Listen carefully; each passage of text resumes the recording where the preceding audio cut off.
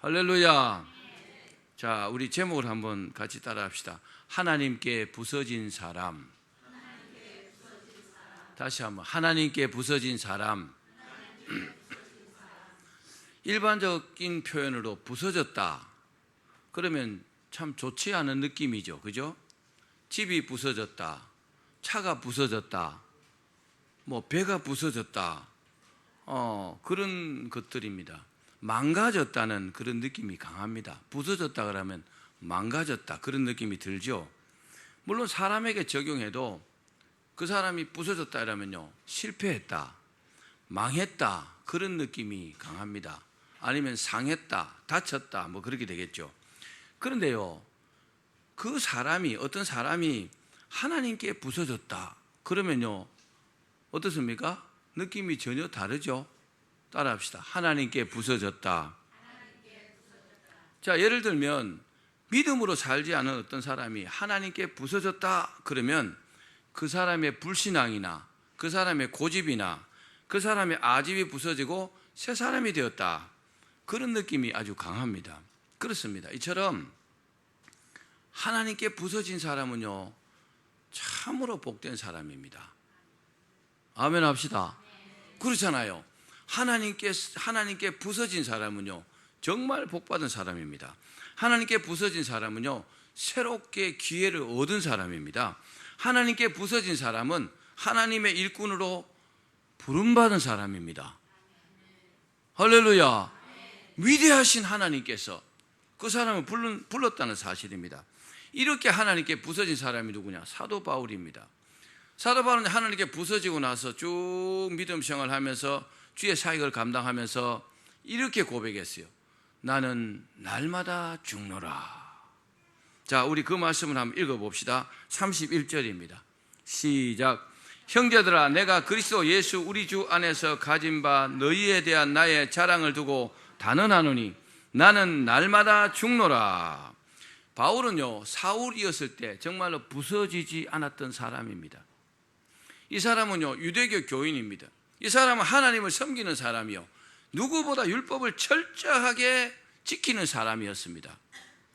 이때 바울은 어떤 사람이에요? 이때 사울은 어떤 사람이느냐? 자기의 어떤 신념과 고집으로 살았어요. 자기 주장이 아주 강했어요. 소위 예수 믿는다는 사람들이 딱 보니까 예수 믿는 사람들이 율법을 지키지 않는 겁니다. 사울이 보니까. 그래서 저 사람들은 완전히 잘못된 사람들이다, 그렇게 자기가 딱 결론을 내리고 그 사람들을 핍박하기 시작했어요. 그 당시는 예수님 오신 지 얼마 안 되었고 또 복음의 초기이잖아요, 그죠? 잘 알 수 없죠. 우리와는 지금요 입장이 다릅니다. 그래서 나름대로 신념이 있었기 때문에 그 예수 믿는다는 사람들 잡아가고 대제사장 허락을 받아가지고요, 그리고 잡아 가두고 또 돌로 쳐 죽이기도 하고 그랬던 사람이 누구요? 사울입니다. 아마 이렇게 사울이 계속 이렇게 살았더라면 아마 사울은 기독교 역사상에 최고의 핍박자로 아마 기록이 되었을 겁니다. 바울은요, 대단한 이 학식과 명예를 가진 사람이었습니다. 변화되기 전에 말입니다. 그럼에도 불구하고 하나님은요, 바울을 하나님의 일꾼으로 사용하지 않았습니다. 대단한 사람이었어요. 이 사람은요, 정말 사람으로요, 어떻게 가진 어떤 지식이나 권세나 명예나 또 학식이나 그런 것들을 보면 나무랄 데 없는 사람이었어요. 왜 저런 사람을 하나님께 쓰시지 않을까? 그렇게 생각할 정도로 말입니다. 왜냐? 그럼에도 불구하고 쓰지 않은 것은 부서지지 않았기 때문에, 하나님께서 아직 부순 사람이 아니기 때문에 하나님이 이래 쓸 수가 없는 겁니다. 여러분, 세상적으로요, 한국 사람은 똑똑하잖아요. 똑똑하고 머리 좋고 자기 잘난 사람이요, 얼마나 많은지 모릅니다. 그런데 그런 사람들 하나님께서 불러서 쓰시지 않는 것은 이상한 일이 아닙니다. 기억하십시오. 하나님께서 하나님 일에 필요한 사람들을 불러서 사용하세요. 그런 사울이, 그런 바울이 다메섹 도상에서 주님의 강권적인 부르심에 부름받았잖아요. 할렐루야. 정말 축복입니다. 저도 생각하면은 저 같은 사람이 왜 목회를 할까?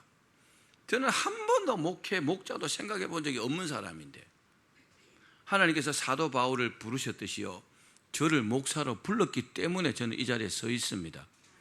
저는 사업하는 사장이었기 때문에 사장이 낫지 목사가 낫습니까? 목사는 소리도 잘 지르지 못하는데 소리 지르면 10명씩 20명씩 교회 떠나가는데, 그렇죠? 근데 사장은 안 그렇잖아요. 사장은 욕을 좀 해도 안 도망가요. 왜? 월급 주니까. 월급 받기 위해서 안 가잖아요. 그런 사람을 하나님께서 부르셔가지고 부수셔가지고 사람 만들어가지고 주의 종 삼으신 겁니다. 여러분은 안 그럴 줄 알아요? 여러분이 하나님께 부름받을 때 그냥 부름받은 것 같습니까? 여러분의 과거와 지금 현재를 한번 비교해 보십시오. 전혀 다른 사람입니다. 아멘. 할렐루야. 하나님께서 부르신 줄로 믿기를 바랍니다. 철저한 하나님의 부수심. 사울은요, 그 하나님께서 부수심이 있었다는 사실입니다. 강권적으로 불러가지고요, 완전히 잘게 부수었어요. 그래서 기독교 역사상에 최고로 쓰임받은 주의 종 가운데 한 사람이 되었다는 사실입니다. 이렇게 부서진 바울은 이 이후에도요, 이렇게 살다 보면 어때요? 주의를 하다 보면은 세상적인 모습이 나오잖아요. 인간적인 생각이 나오잖아요. 그렇죠? 세상적인 방법이 나오잖아요. 그럴 때마다 기도하면서 나는 날마다 죽노라, 그렇게 고백하면서 자신을 부수고 주님을 위해서 살았습니다. 할렐루야. 우리가 천국 가는 날까지요, 계속 자기를 돌아봐야 돼요. 우리가 부족한 게 많아요. 연약한 게 많아요. 잘난 구석이 별로 없어요. 하나님 앞에 내놓으면 정말 부족한 존재들입니다. 기억하시기 바랍니다. 이런 바울을 주님께서요, 마음껏 주님의 일에 사용했어요. 왜요? 부수었기 때문에. 지금은 어디 있어요? 저 영원한 천국에서 영생을 누리고 있다는 사실입니다. 아멘 합시다. 사랑하는 여러분, 오늘 말씀을 통하여 큰 복 받으시기를 주의 이름으로 축원합니다. 그러면 먼저 날마다 죽노라, 바울이 이렇게 고백했는데, 나는 날마다 죽노라 이렇게 고백을 했는데 이 의미가 뭘까요? 나는 날마다 죽노라, 뭐 자신의 자아가 죽고 혈기가 죽고 또 그런 의미로 해석할 수 있습니다. 근데 여기서 죽는다는 것은 죽다로 번역된 그 헬라어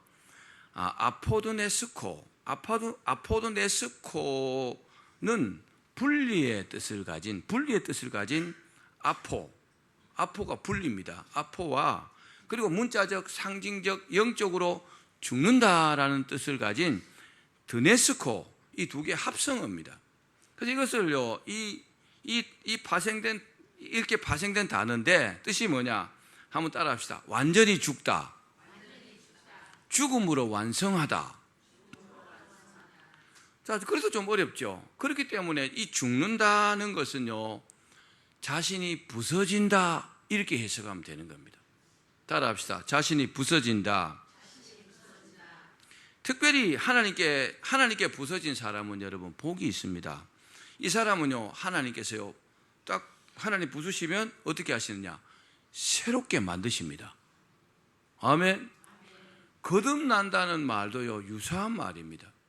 정말 쓸모없는 사람, 정말 그 죄인을요, 하나님께서 회개시켜 가지고 거듭나게 하시는 거요, 새 사람을 만든다는 뜻입니다. 죽었다가 다시 살아난다는 뜻입니다. 이해가시면 아멘. 하나님께 부서진 사람은요, 하나님의 일꾼으로 쓰임 받습니다. 아무리 잘나고 똑똑하고 가진 게 많아도요, 하나님의 일꾼은 따로 있습니다. 누구요?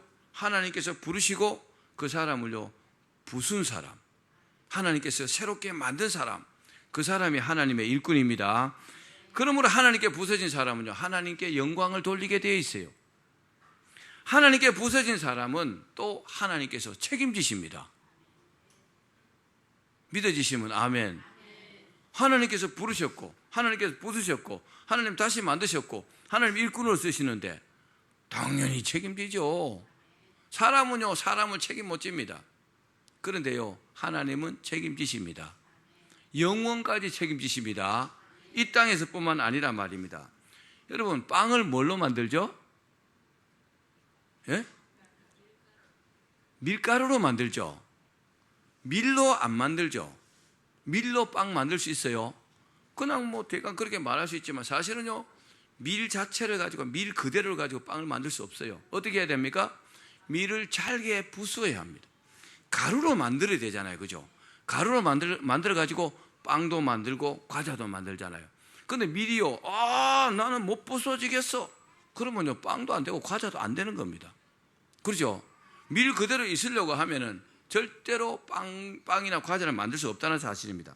그렇습니다. 이처럼 하나님의 사람들은 부서져야 하나님께서 사용하십니다. 아멘. 그렇습니다.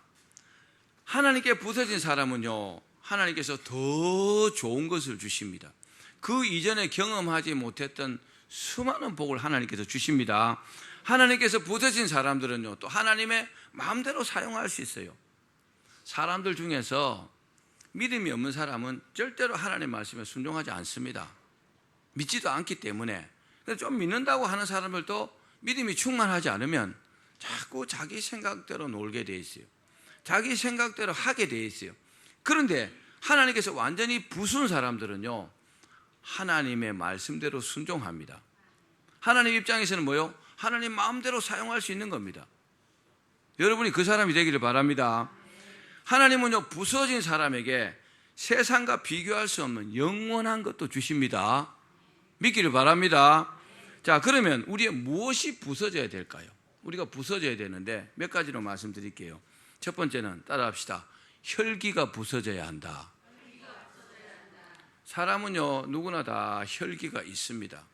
혈기는요, 뭐 잘 아시겠지만 자기가 그 어떤 상황을 감당하지 못할 때, 이해가 안 될 때 이걸요, 화내는 겁니다. 그게 혈기입니다. 모세도 혈기를 부렸어요. 근데 혈기 부리는 모세를 하나님께서 딱 부수었잖아요. 어떻게 해요? 모세는 애굽에서 참으로 어려운 시기에 태어났습니다.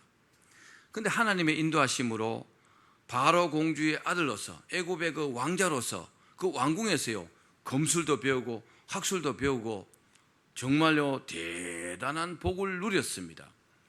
잘 되었으면요, 애굽의 왕이 되었을지도 모릅니다. 모세가 그런 위치에 있었어요.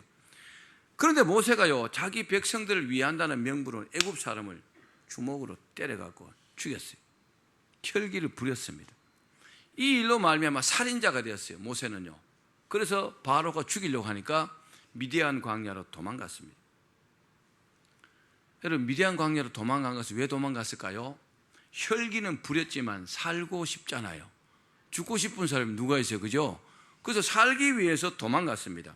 그런데 그곳에서 무려 40년 동안 양을 치면서 그곳에 결혼하고 자녀도 낳고 40년 동안 그곳에서 살았습니다. 모세가 그냥 사는 것 같죠? 근데 하나님 입장에서 뭐요? 이 혈기를요 40년 동안 부서뜨린 겁니다. 할렐루야.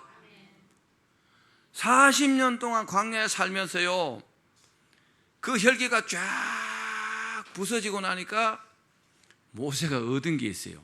그게 뭘까요? 그게 바로 온유함입니다. 우리 성경을 한번 읽어봅시다. 민수기 12장 3절 말씀입니다. 시작. 이 사람 모세는 온유함이 지면의 모든 사람보다 더하더라. 혈기가 사라지고 나니까 하나님께서요 온유함을 주신 겁니다. 지면에 있는 모든 사람보다 더 온유했다 그랬어요. 여러분, 온유하면 땅을 기업을 얻는다 그랬죠, 마태복음 5장에. 여러분, 온유한 사람이 복입니다. 혈기 팍팍 부리면 점수를요 한순간에 싹 잃어버려요. 정말 그렇습니다. 혈기 부리면 또 혈기 부리는 사람에게 받는 사람은 상처를 많이 받더라고요. 혈기 부려가지고 득보는 예가 단 한 번도 없다는 것을 여러분 기억하셔야 합니다. 모세는요 이렇게 온유함이 쫙 임했습니다. 그러니까 하나님께서 모세를요 호렙산 떨기나무 불꽃 가운데 불렀어요. 모세야 모세야, 내가 선 곳은 거룩한 곳이니 내 발에서 신을 벗으라. 그러면서 뭘 주세요? 사명을 주셨습니다. 혈기를 부서뜨리고 온유함을 주니까 그때 온유해지니까 하나님께서요, 하나님을 할 수 있는 사명을 주셨다는 것을 믿기를 바랍니다. 혈기 부리는 것이 성격 탓이냐? 아니요. 인간이 덜 돼서 그래요. 사실입니다. 수련이 덜 돼서 혈기 부리더라고요. 뭐 저는 혈기 안 부려봤어요. 근데 오래 기도하면서 인내하면서 혈기가 이렇게 사라지더라고요. 여러분, 혈기가 사라져야 하나님 온유함 주십니다. 그래야 또 하나님의 일꾼을 쓰신다는 것을 믿기를 바랍니다. 자, 모세가 받은 이 사명 안에는 뭐가 있어요? 그 이스라엘 백성들, 장정만 출애굽할 때 60만 3,550명이나 되는 아이들, 여자들, 중단 잡족들 다 하면 한 200만 명이나 되는 그 많은 사람들을요, 애굽에서 구출해 가지고 가나안으로 인도할 사명을 하나님께서 모세에게 주신 겁니다. 몇 명을 인도한다고요? 200만 명. 할렐루야.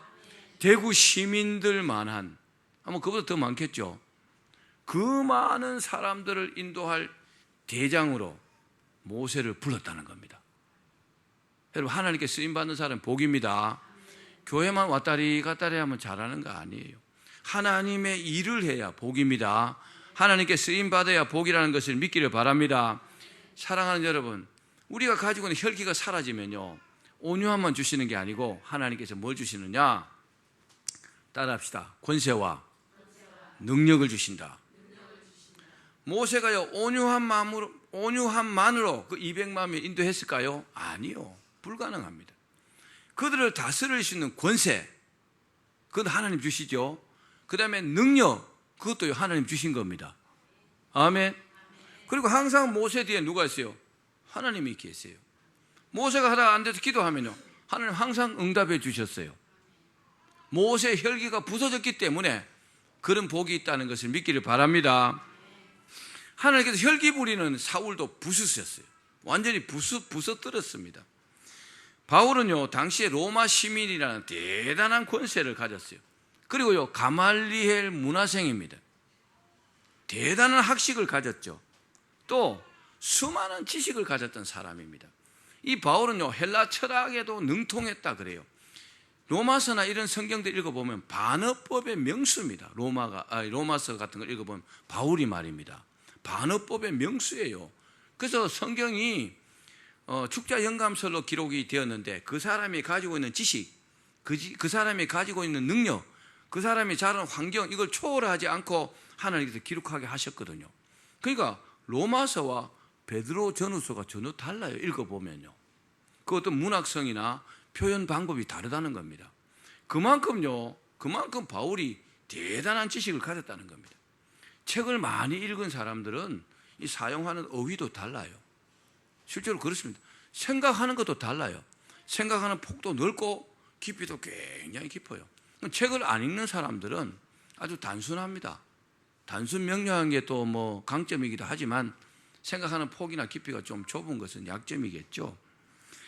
자, 이 바울이 어떤 사람이요? 바리새인 중에 바리새인이요. 또 이스라엘 백성들이 존경하는 사내들인 공회의 정식 공회원이었어요. 그러니까 아주 사회적인 지도급에 있는 사람이었습니다. 그런 바울이 예수 믿는 자들을 막 잡아가고 돌로 치는데 증인을 서고, 한마디로요, 자기의 신념을 위해서는요, 혈기 부린 사람이었단 말입니다. 그때는 하나님께서요, 전혀 사울을 사용하지 않았습니다. 그런 사울을 다메섹 도상에서 예수님께서 딱 부르셔가지고 또 준비하신 아나니아 선지자를 통해서 딱 안수기도 받게 하고, 그리고요, 안수 받을 때 성령 충만이 사울에게 확 임했어요. 변화되었습니다. 하나님께서 완전히 확 부서뜨린 겁니다. 하나님께서 사울을요, 다메섹 도상에서 부르지 않았다면 사울의 미래는 없습니다. 그렇게 핍박자로 인생이 끝나는 겁니다. 하나님의 존재라는 사실, 하나님의 존재를요, 한번 경험해 보지 못하고도 죽는 겁니다. 제가 하나님 믿는다고 하지만 사실은 믿지 않는 겁니다. 거짓말입니다. 하나님이 살아계신다고 말하고, 하나님이 살아계신다고 기도도 하고 그랬지만, 하나님 살아계신다면 그렇게 악하게 살 수 있어요? 그렇죠? 사실은 안 믿는 것과 동일합니다. 여러분, 하나님 믿는다면 믿음의 행동이 나와야 합니다. 그게 믿는 사람이잖아요. 믿는다고 그러면서 자기 욕심대로 다 하는 거, 그건 믿지 않는 겁니다. 자, 바울은 또 이렇게 고백합니다. 자기가 완전히 변화되고 난 다음에, 자, 빌립보서 3장 8절입니다. 시작. 또한 모든 것을 해로 여기면 내 주 그리스도 예수를 아는 지식이 가장 고상하기 때문이라. 내가 그를 위하여 모든 것을 잃어버리고 배설물로 여기면 그리스도를 얻고. 바울은요, 자신이 딱 부서지고 나니까 주님이 얼마나 위대한지, 자신이 얼마나 보잘것없는 존재인지가요, 다 깨달아졌다는 겁니다. 여러분, 하나님 앞에 교만하지 마시기 바랍니다. 사람이요, 아무것도 아니에요. 하나님 앞에요, 아무것도 아니에요. 근데 아무것도 아닌데 알량한 자존심 내어세워갖고 교만 떨면 정말 복받지 못합니다. 하나님 앞에 겸손하셔야 합니다. 살아계신 하나님이 나를 사랑하시고 이렇게 예수님까지 보내시고 나를 위해서 죽게 하시고 나를 구원해 주시고 나를 인도하신다는 사실을 믿는다면 여러분 겸손할 수 있지 않겠습니까? 아멘. 이런 바울이 뭐라 합니까? 딱 그런 게 깨달아지니까 바울이요, 자기가 아는 모든 것, 자기가 지금까지 경험한 모든 것을요 배설물로 여겼다 그랬어요. 하나님을 만나고 나니까, 자기가 부서지고 나니까 고백할 수 있는 고백입니다. 내가 공부를 좀 많이 했다, 내가 좀 가진 게 좀 많다, 내가 좀 지위가 높다, 내가 힘이 세다. 물론 그렇겠죠. 그 사람만 보면 그렇겠죠. 그런데 하나님 앞에서는요 아무것도 아닙니다. 아멘. 하나님이 나를 이 땅에 태어나게 하지 않았다면 아무것도 아니잖아요. 그렇죠? 사랑하는 여러분, 우리의 혈기가 부서져야 하나님께서 우리를 사용하시는 줄로 믿으시길 바랍니다. 혈기를 버려야 온유함을 주시고 그리고 권세와 능력도 주신다는 것도 믿기를 바랍니다. 하나님께서 기뻐하지 않는 것을 내가 버려야 하나님께서 좋은 것을 주신단 말입니다. 나쁜 거 갖고 있으면 계속 갖고 있는 거예요. 빨리 버려야 합니다. 두 번째, 따라합시다. 물질이 부서져야 물질을 주십니다. 성경의 원리는요, 주는 것이 받는 것보다 뭐라고 했어요? 복이 있다 그랬어요. 주는 자가 복이 있다 그랬어요. 세상 원리는 반대 개념입니다. 그렇습니다. 주면 받습니다. 우리가 낮아지면 하나님께서 높여주십니다. 여러분, 포기하면 구하는 것을 주십니다. 내 욕심을 포기해 보십시오. 하나님 구한 것을 주시지요. 물질도요, 포기하면 하나님께서 더 많이 주십니다. 한 부자 청년이 예수님을 찾아왔어요. 주여, 어떻게 하면 영생을 얻습니까? 그거 너 계명을 지키라. 어릴 때부터 다 지켰는데요. 그래. 그러면서 예수님 하시는 말씀이 너에게 한 가지 부족한 것이 있다 하시면서 이렇게 말씀하셨어요. 자, 마태복음 19장 21절입니다. 시작. 예수께서 이르시되 내가 온전하고자 할진대 가서 내 소유를 팔아 가난한 자들에게 주라. 그리하면 하늘에서 보화가 내게 있으리라. 그리고 와서 나를 따르라 하시니. 무슨 말씀입니까? 예수님의 말씀의 결론은 돈입니다. 기억하십시오. 네가 계명을 다 지켰다고 네가 영생을 원하느냐? 그럼 네가 가지고 있는 거 다 팔아갖고 가난한 자들에게 나눠주고 그러면 하늘에서 보화가 있을 것이고 너는 나를 쫓으라 그랬어요. 결론은요, 돈입니다. 결론은 돈입니다. 어떤 목사님은 주머니가 회개하지 않은 사람은 아직 회개하지 않았다고 그렇게 말씀하시는 분도 있더라고요. 네가 정말로 영생을 원한다면 네가 가지고 있는 물질을 팔아가지고 가난한 자들에게 나눠주라. 여러분, 영생과 물질을 어떻게 비교하겠어요? 돈 때문에 천국 못 간다면요 얼마나 억울하겠어요. 그렇죠? 그런 어리석은 일을 하지 말기를 바랍니다. 그러므로 물질이 부서진다는 게 뭘까요? 물질이 부서진다는 것은 낭비하는 것이 아니고 하나님께서 원하시는 곳에 쓴다는 말입니다. 아멘.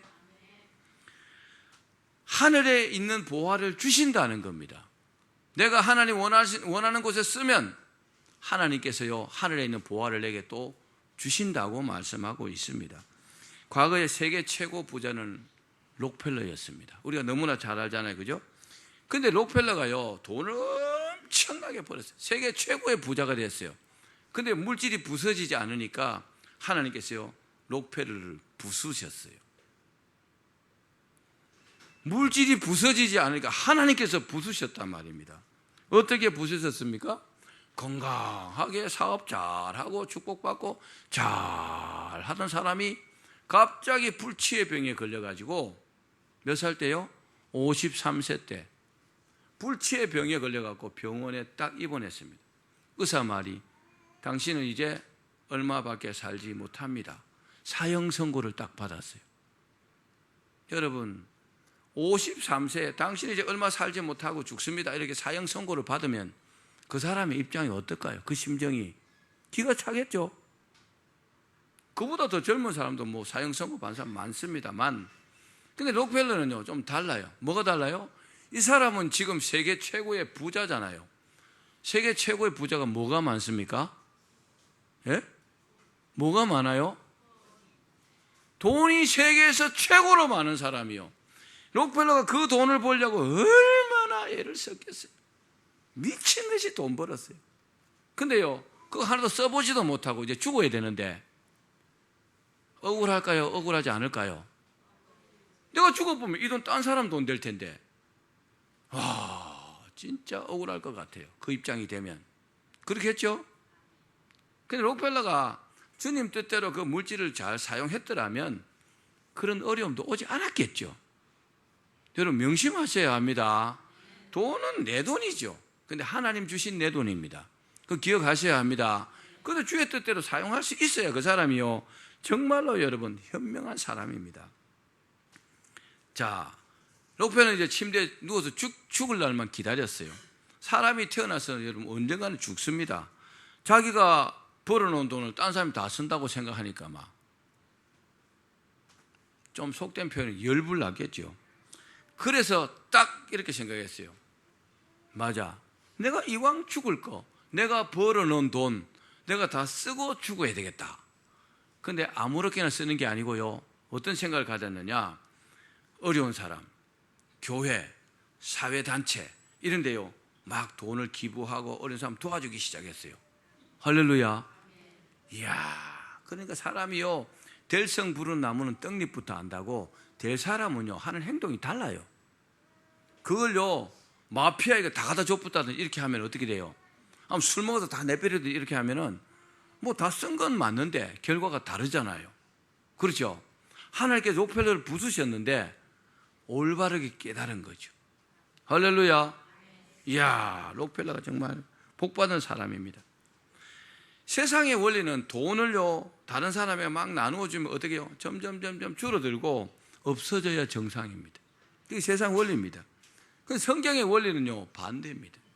자, 우리 누가복음 6장 38절 말씀 읽어봅시다. 시작. 주라, 그리하면 너에게 줄 것이니 곧 후이 되어 누르고 흔들어 넘치도록 하여 너에게 안겨주리라. 너희가 헤아린 그 헤아림으로 너희도 헤아림을 도로 받을 것이니라. 그렇습니다. 록펠러는 6살 때부터 하나님께 철저하게 11조 드렸습니다. 여러분 부자가 되시기 원하시죠?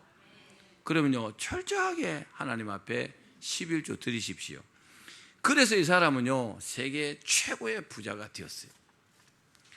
그런데 불치의 병으로 사형 선고를 받고 난 이후에는 하나님께는요 11조 드리는 것이 점점 늘어났다고 합니다.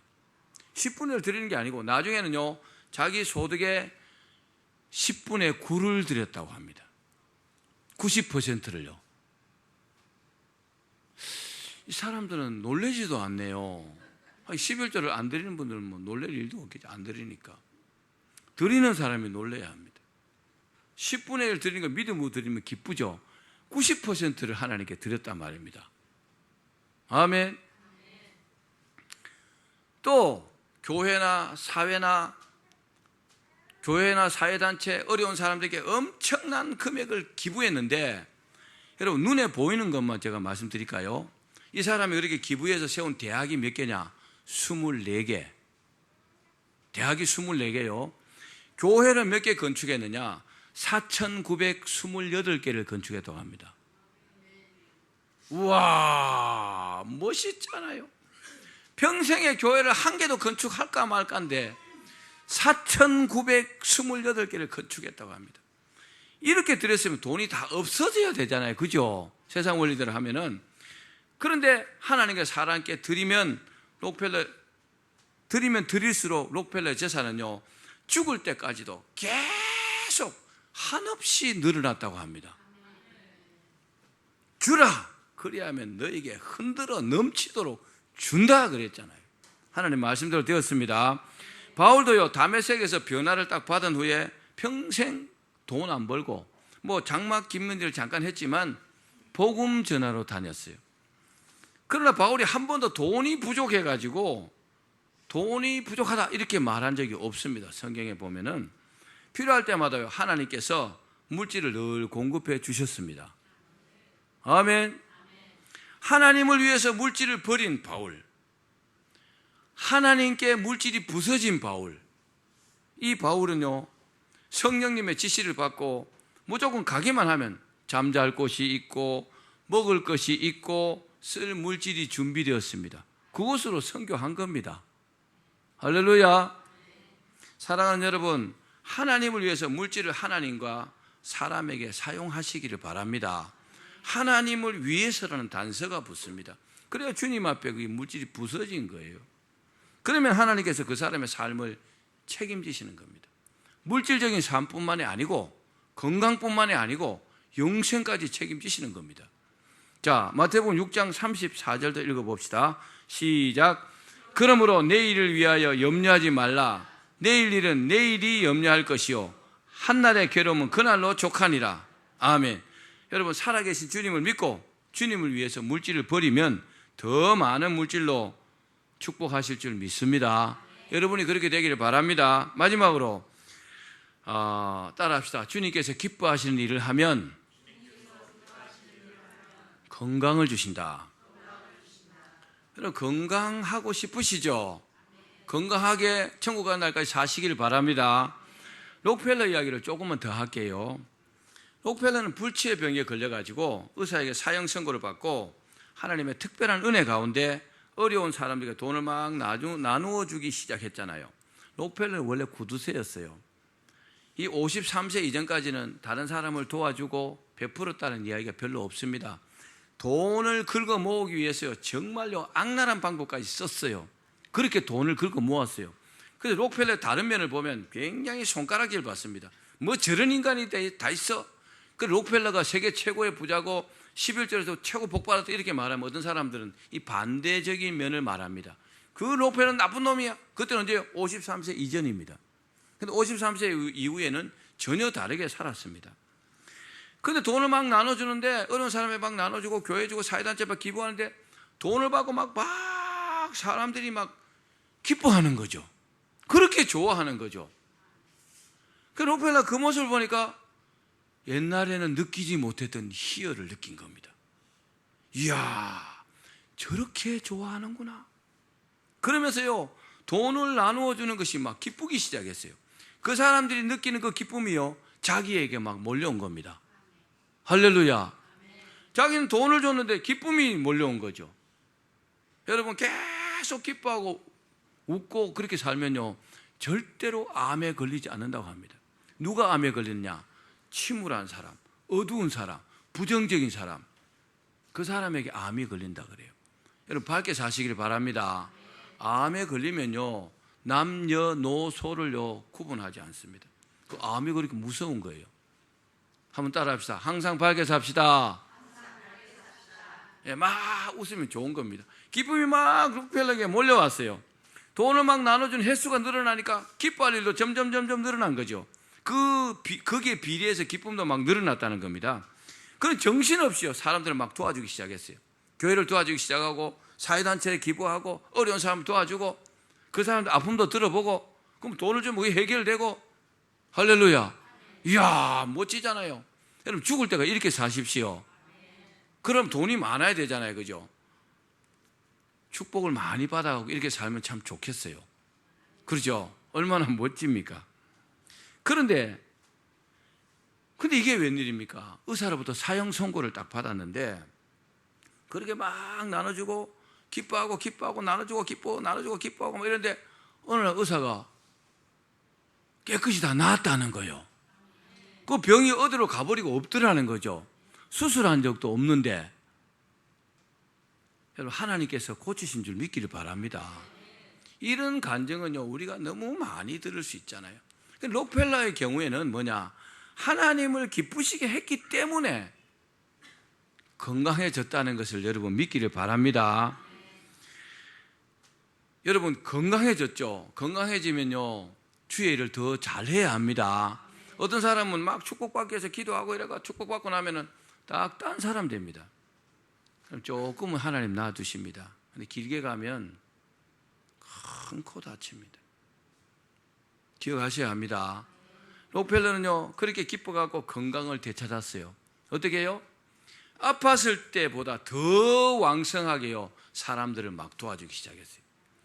53세 불치병이 걸렸죠. 근데요, 록펠러는 건강을 딱 되찾고 98세까지 건강하게 장수했습니다. 할렐루야. 얼마나 여러분 멋진 이야기입니까? 53세 거의 떠버리잖아요. 그죠? 전반기 후반기를 나눌 수 있잖아요. 얼마나 멋있는 인생을 살았습니까? 그렇습니다. 주님을 기쁘시게 하면 건강하게 살 수 있습니다. 그러면 어떤 사람을 부술까요? 하나님께서. 하나님은 어떤 사람을 부서뜨릴까요?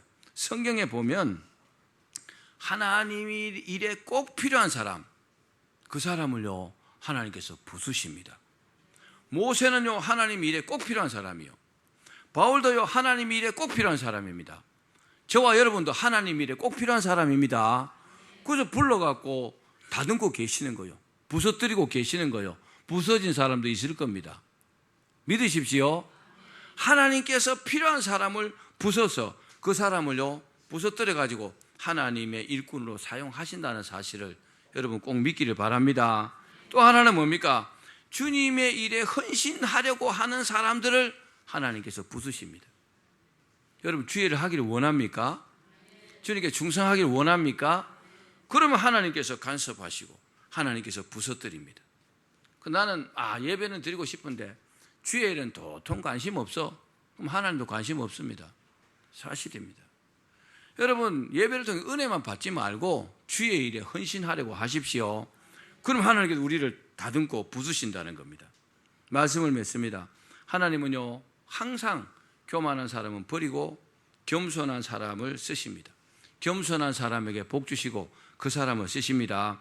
겸손한 사람이 누굽니까? 하나님을 믿는 사람, 하나님의 권세를 믿고 살아계신 하나님을 믿고 신이신 그 하나님을 믿고 나를 만드신 하나님을 믿고 나에게 복 주신 하나님을 믿고 나를 천국으로 데려가실 그 하나님을 믿고 나를 위해서 예수 그리스도를 이 땅에 보내신 하나님을 믿는 사람, 그 사람인 줄로 믿기를 바랍니다.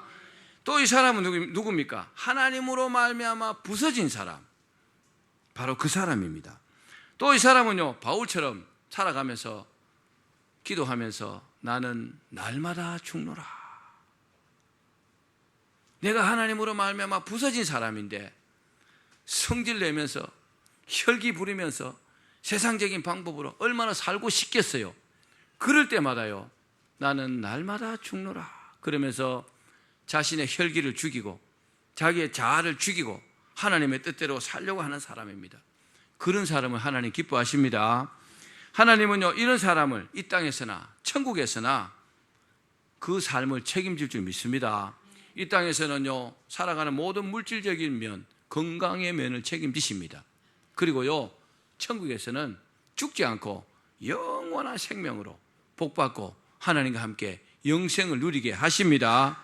우리 모두 이런 사람 되기를 주의 이름으로 축원합니다.